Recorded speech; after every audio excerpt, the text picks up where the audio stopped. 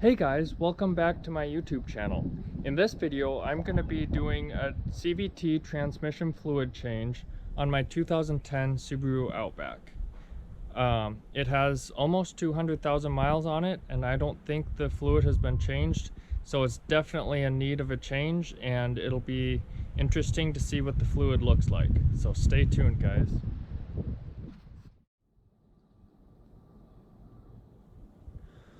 Alright, so what you're going to need for this project is you're going to need the CVT F2 continuous variable transmission fluid from Subaru. I got 10 quarts, I believe. I haven't actually done this before, so I don't know exactly how much I'll need. So hopefully it doesn't take too much more than that for a drain and fill twice is what I'm going to do, since it hasn't been done probably ever.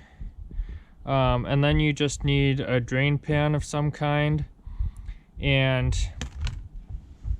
then you need these hex bits. The sizing on that, we got H8 and H10 are the two different sizes that we need for that. The smaller one is going to be for the drain plug, and the bigger one is going to be for the fill plug. So, and then also you want to make sure that you have your car level. Either jack it up or have it lowered on a level surface. Here I jacked it up, have it on these jack stands so that I can get under the car good, and I've taken a level to make sure that it's still level. So that's how I'm going to be doing that. Alright, so we're under the car here.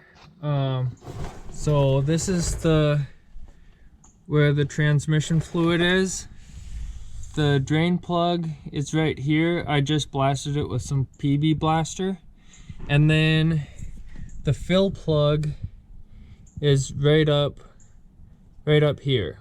So that's where you're going to use the H10. And I'm going to use my ratchet and get that loose. And as always, I get that one loose first, just to make sure that I'll be able to fill it up after I drain it.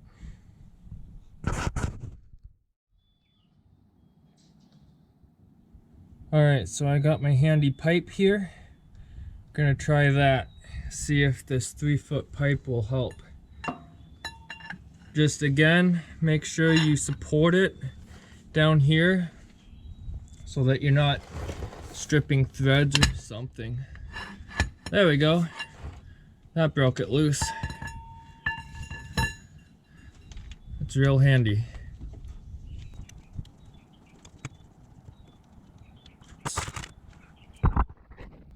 Now why it's draining out of that fill hole, I'm not sure.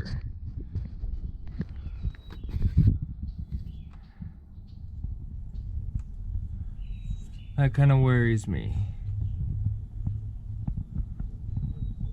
It actually doesn't look too bad, although it's kind of brown and discolored. It's fairly clear, but it should be a reddish, well, I don't know what color the CVT stuff is for sure, but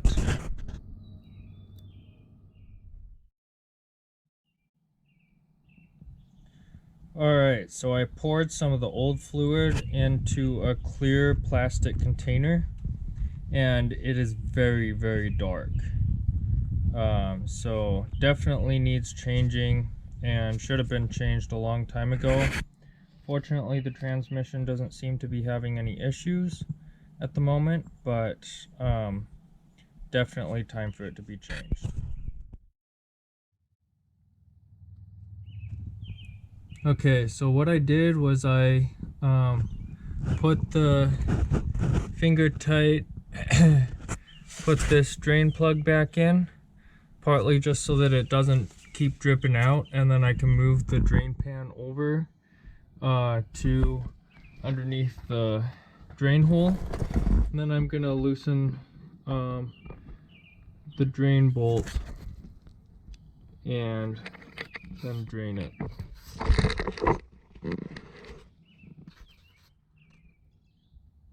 Alright, so I'm getting ready to put my drain plug back in because the fluid is basically drained. It's just dripping a little bit. You want to make sure you replace the crush washer with a new one. This is the part number.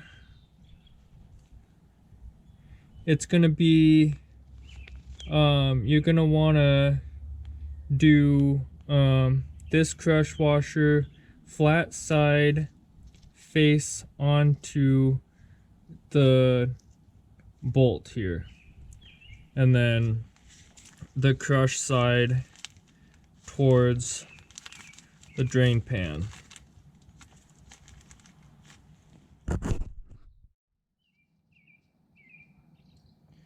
Alright, so when you put the crush washer on, you want to make sure this flat side goes up against the back of the bolt there, and then you just thread it in.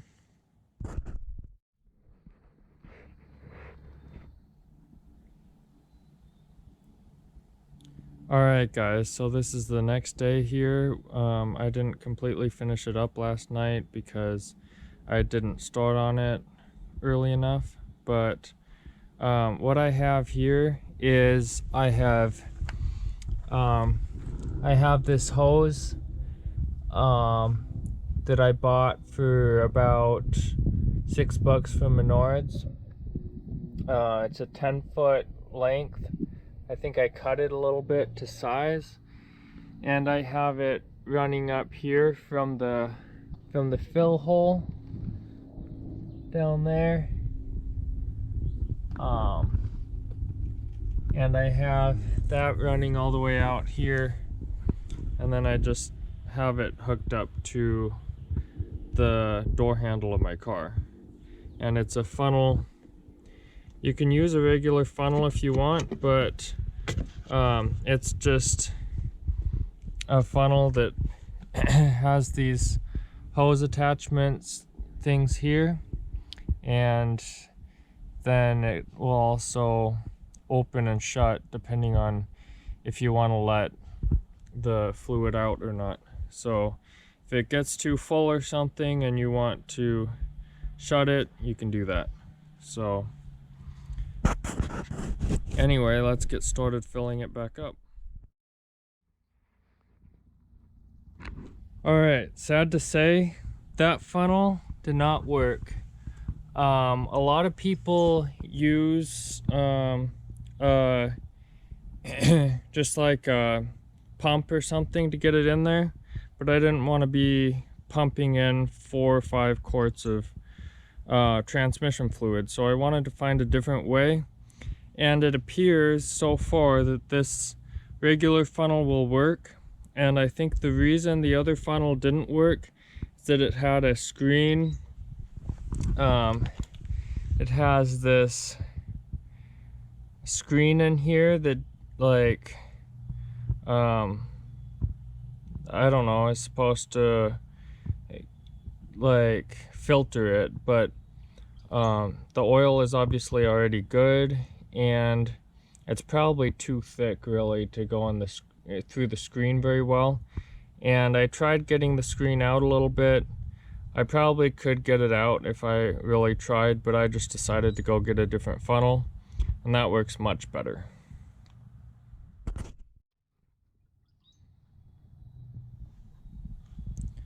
Quart number 2 going in.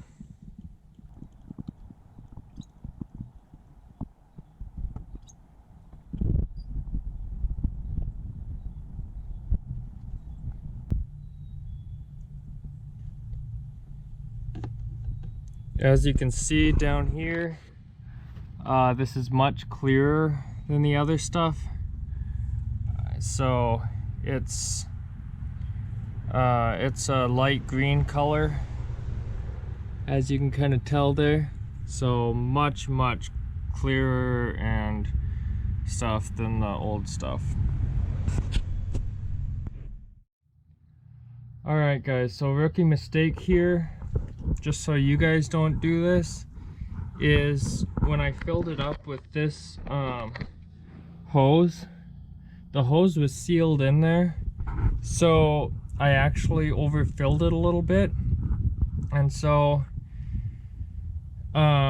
just to avoid doing that, because this fluid is expensive, I would suggest you fill it about 4 quarts and then pull the hose out, and then take like a pump and pump the rest in.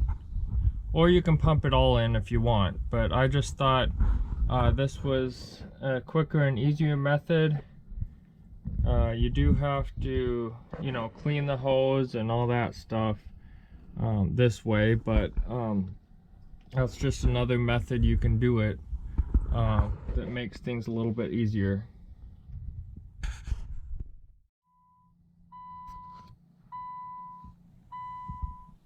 Alright, so now that I have it all filled up in the bottom, I'm gonna go ahead and turn on the car.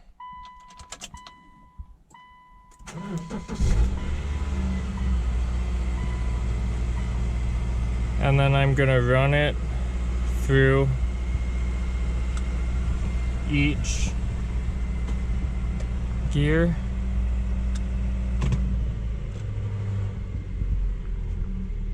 Got it in neutral.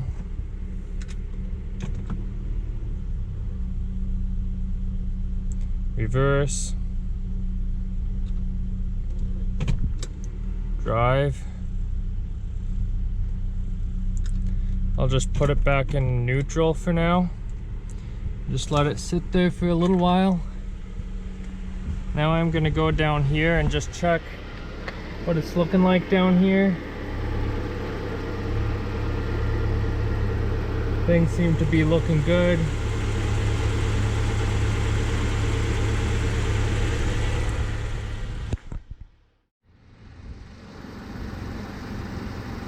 Alright, so I have the engine running here. I've had it running for the past 15-20 minutes. I've had it in neutral for most of the time, and I have it up on jack stands, so it's not a problem to, you know, leave it in neutral, because otherwise on the ground you don't want to do that. But beware of the exhaust pipe when you're down here, because you don't want to touch that, because it's probably pretty hot. So I already pumped up a little bit of fluid in here, because what happens when you put it through the gears is that it'll take out some of the fluid out of the reservoir. So I want to pump up the fluid until it starts pouring out. Now I do not have a transmission temperature gauge at this point, so what I'm gonna do is I'm gonna let it run and keep filling as needed for a while, and then I'm gonna go ahead and put the drain plug in, or the fill plug in, and drive it around maybe a couple 100 miles, and then check it again and see where we're at then. So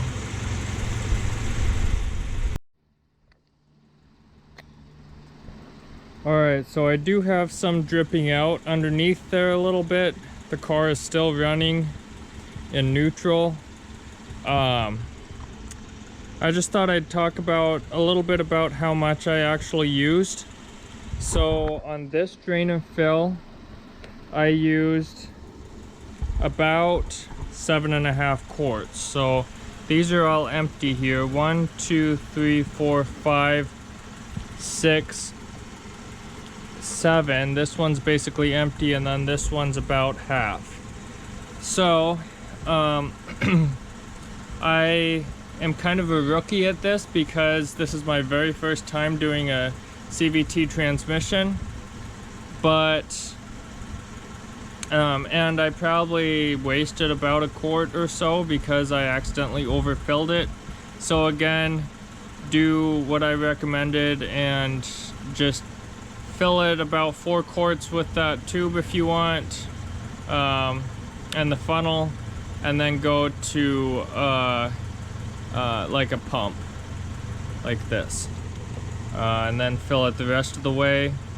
Turn on the car, run it through the gears, and a few times let it sit in neutral for a little while, and then start pumping fluid back in again until it starts draining out. And even then the fluid won't be warm, so you'll want to let it sit for a little while and run. And then like right now, I think it's gotten warm, so it's starting to come out a little bit. And then what I do is, after all that's done, after you've let it run for like a half hour in neutral or whatever you can do, I would take it for a drive, like around a couple 100 miles, and then check the level after that. I'm not sure if I'll check it hot or cold. Probably I'll check it hot, because that's where the level is supposed to be at that fill plug, the bottom of that fill plug when it's hot. So that's my plan. I hope you guys found this video helpful, and please make sure to smash the like button. That really helps with the YouTube algorithm. And then also just subscribe to my channel if you like this content. So thanks, guys.